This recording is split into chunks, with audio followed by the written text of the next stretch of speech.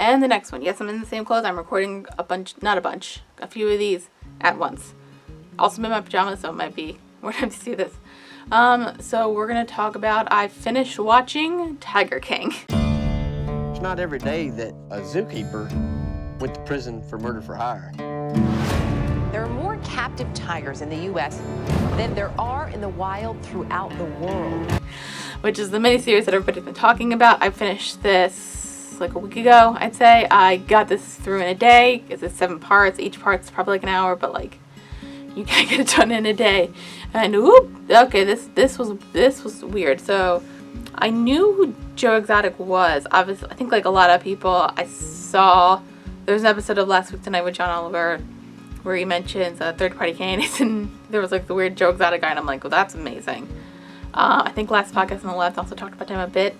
So, and then I heard that he apparently got arrested for like hiring somebody to murder Carol Kane, is that her name? Whatever. And then I'm like, I'm just gonna watch this miniseries because why not? In conclusion of not in conclusion. By the time I was like kind of feeling out everybody while I was watching the miniseries. Maybe like, oh, maybe I like this person, maybe I like this person. But by the end, I'm like, oh, everybody's just kind of terrible. Maybe not his. Oh my god, I remember his husband's name had like not many teeth. He seemed okay, but everybody else was kind of terrible. I was like kind of okay with like, is it Carol Keating or Carol Kane? I don't know. I'll put it down here, whatever her name is. I was like okay with her for a bit, but like she might have killed her husband. Who knows? But then also you've got like a Doc guy, and then you've got Joe Exotic, who like the Doc guy's running a cult or a harem. I don't know, and like it feels like they're just like breeding animals just for publicity, and they're doing it all for profit. Joe Exotic is just does everything. I wish I had that. I wish I could do everything like that, but then it also feels like he's like manipulating people. And it's hard to like go through this like a timeline because it's basically like a docuseries where you're following all these people who basically raise wild cats, and and a lot of them will either do it for profit, or I guess Carol like doing it for humanitarian reasons at some point, I don't know, and them kind of like discussing each other and the negativity of each other and that kind of thing.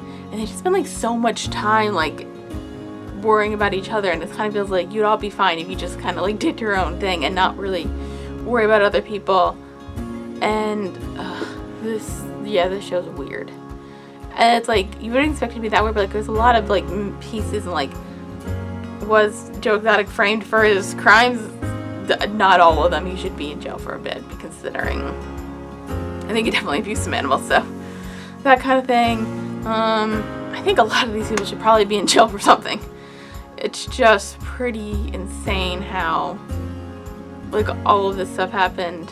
What else? Some of the tigers are cute, but I don't like the way that they were treated, because you shouldn't really treat tigers that way, or any animals, and that kind of thing. And then I kind of got confused with people who would defend him. Like there was one woman who like lost her arm, and then she still was kind of like felt like she needed to like go back to work to like help protect Joe Exotic, and I'm like, I mean that's her choice, but like okay, that was I think that's most people get when you hear about Tiger King. You're just like, okay, yeah, that was a thing, that was weird. Yeah, I think it's just like a lot of people like they get up to a high point, and then they kind of either have like a peak, or like something happens that kind of ruins it, and then you just see them like crash and burn. Like Joe Exotic's story is just like a rise and then a steady fall, and now he's in jail for 22 years unless he gets some parole thing. I don't know. Yeah, I don't really know what else to say about this. I'm assuming most people watched it, and because it's all over everywhere, even like I saw some stuff on BuzzFeed, which I'm just like, okay, I guess everybody's watching this, which is like, but yeah, I think it's a really well-made docuseries, and you can get through real quick. And I would, yeah, if you come, I mean, obviously in these days, we've got nothing better to do. So yeah, I'd say check it out. I didn't actually do this in my last one with The Office because I kind of was rambling, because this is what it's all gonna be.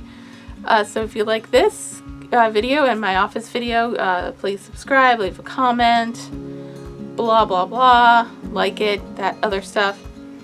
I don't have a ton of social media. I don't have like a ton of social media, but I also do have a podcast, and which is on YouTube. It's under Witty Clothes Productions, which I do with my friend. We haven't really done anything in a few weeks since this whole quarantine thing started, because we don't really live near each other. But that is Witty Clothes Productions. You can go check that out. We have a podcast called First Reaction Fan Reaction. We recently finished up Gravity Falls, so if you really want to check that out, go watch those.